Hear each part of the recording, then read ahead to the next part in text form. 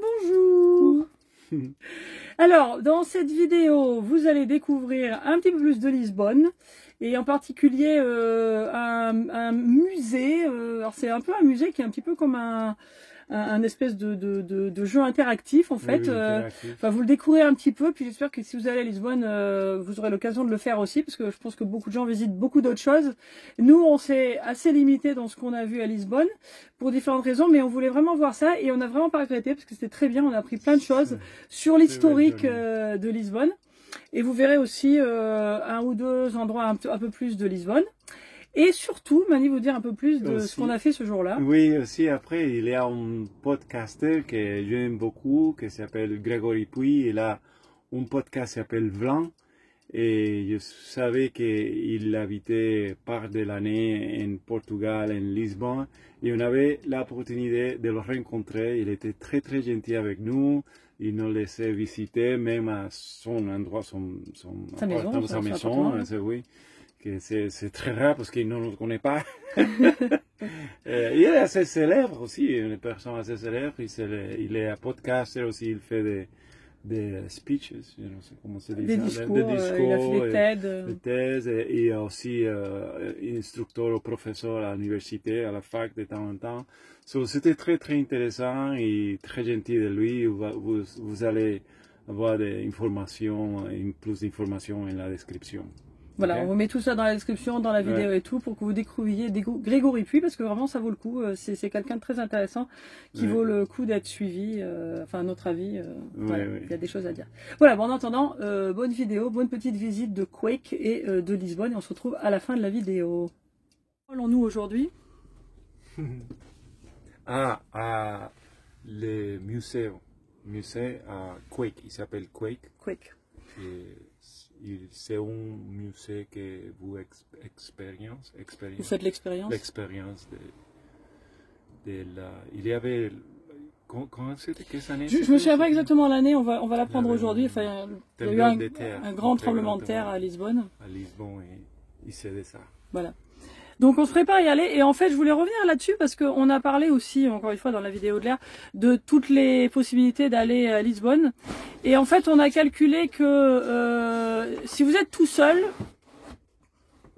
quand Mani aura fini de faire du bruit, on bloque la porte parce qu'on est un peu en pente, et puis on veut laisser la porte ouverte pour le chat parce qu'il boit. Notre chat ne boit que dans le lavabo de la salle de bain, sinon il ne boit pas.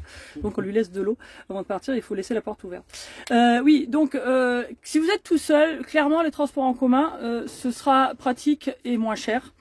Et selon les heures, on a regardé ce matin, si vous partez vers 9 h d'ici pour aller jusqu'à Lisbonne, la circulation doit être terrible parce qu'en fait en voiture, on a regardé, ça mettait plus longtemps que si vous y allez en train et en bus.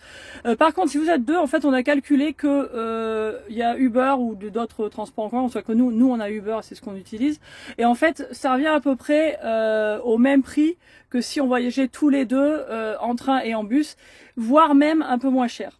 Donc c'est des choses à considérer parce qu'il y a beaucoup de moyens d'y aller. Hein. Il y a le tram, le bateau, il y a le train, il y a le bus. On peut prendre tout un bus simplement qui vous amène à Lisbonne aussi. Et tout ça, ça vaut le coup de comparer les prix selon combien vous êtes, parce que à partir du moment où vous êtes déjà deux, Uber ça a l'air de valoir le coup à certaines heures du point de vue financier et du point de vue timing, parce que du coup ça va aller plus vite quoi.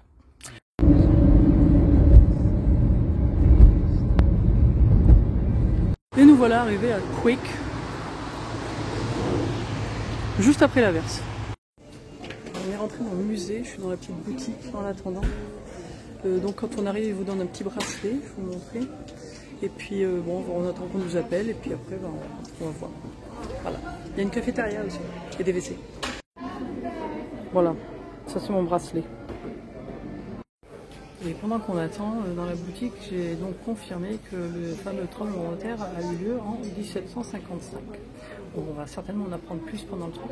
Alors, par contre, je ne sais pas si on peut filmer, c'est pas sûr, donc je promets rien, mais je vous promets de raconter comment c'était si on ne peut pas filmer.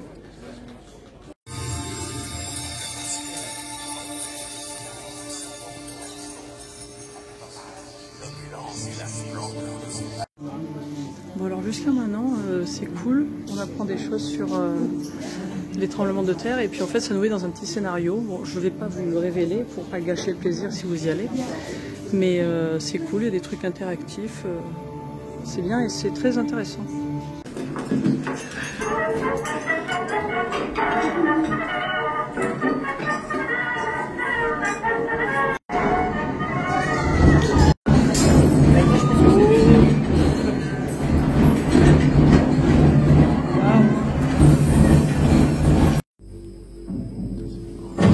Gate secured. Connections established. Ready? Enemies of freedom committed an act of war against our country. Bon, on est revenu dans le temps.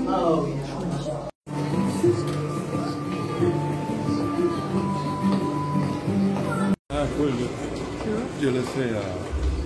On est vraiment dans le passé. Là. Attention, le tremblement de terre va commencer.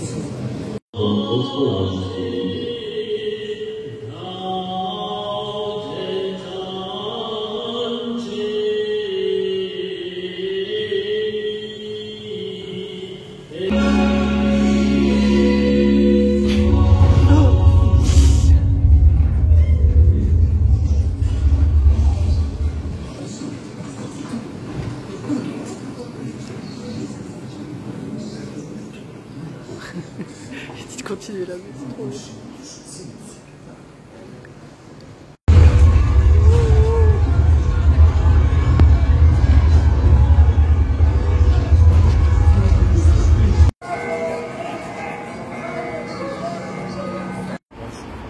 Bon alors, pendant que Mani se bat avec son trench coat, puisque Mani n'a pas eu beaucoup l'occasion de mettre des trench coats dans sa jeunesse, je vais l'aider. Bon, on a résolu le problème, n'est-ce pas? Oui. Voilà. Bon, est-ce que ça a plu? Attends, t'es trop près, là. C'était très Trop bien. long, là. Très bien. L'expérience, l'information, tout, c'était très bien. Voilà, moi j'ai trouvé ça aussi très bien et c'est vrai qu'on n'apprend pas juste ce qui s'est passé, on revit un peu le tremblement de terre, un peu, hein, parce que évidemment. Mais ce qui est très intéressant, c'est tout ce qu'il y a d'historique et de philosophique qui va avec, Ouais. et comment ça a en fait beaucoup changé les pensées de l'époque, y compris avec Voltaire et tout ça. Donc c'est vraiment très intéressant. Et c'est des choses qu'on ne savait pas, donc on a appris beaucoup de choses. C'était vraiment très bien.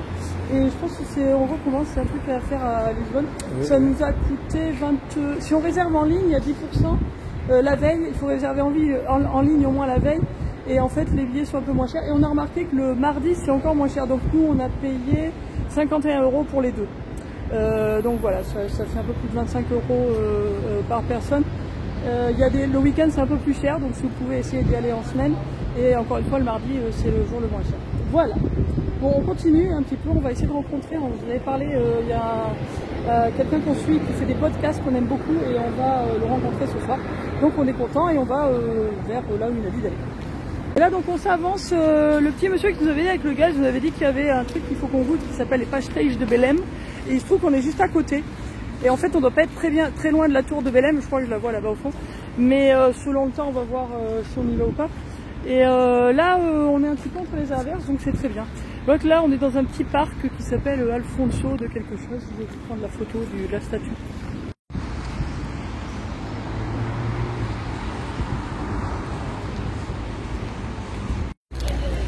Bon, voilà la fameuse boulangerie. On voit le pont derrière. Bon, donc voilà, le pastel de nata, le pastèche de nata. Franchement, c'est à recommander. Moi, j'avais peur que ce soit un truc très touristique, enfin, parce que c'est vraiment très touristique, hein, c'est connu. Mais c'est pas de la rigolade, c'est vraiment très très bon. C'est comme des pastels de nata, mais c'est des pastéis de Belém et c'est meilleur. Franchement, moi j'étais bluffée là. C'est vraiment très très très très bon. Et là, on arrive au monastère de Geronimo, d'après ce que je comprends. Bon, alors là, on est dans le quartier de Anjos de Lisboa. Ça a l'air d'être très cosmopolite, très cool comme endroit. Et puis c'est bien parce que bon, c'est pas le Lisbonne touristique là, c'est vraiment ce à quoi ressemble Lisbonne. Chouette, chouette. Et donc effectivement, comme on a appris dans le tremblement de terre, enfin dans le tremblement de terre, dans le musée, en fait c'est la manière dont ça a été reconstruit. C'était une des premières, comment ils appellent ça, Bon, c'est pas planificateur de ville, mais c'est un truc de genre. Voilà. De urbanisme, quoi, de machin, voilà. Bref, en tout cas, voilà, donc c'est des grandes avenues, enfin voilà. C'est chouette de voir ça.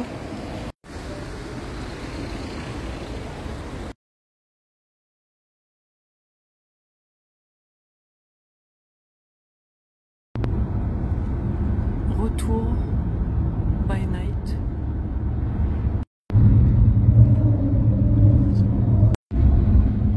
C'est impossible.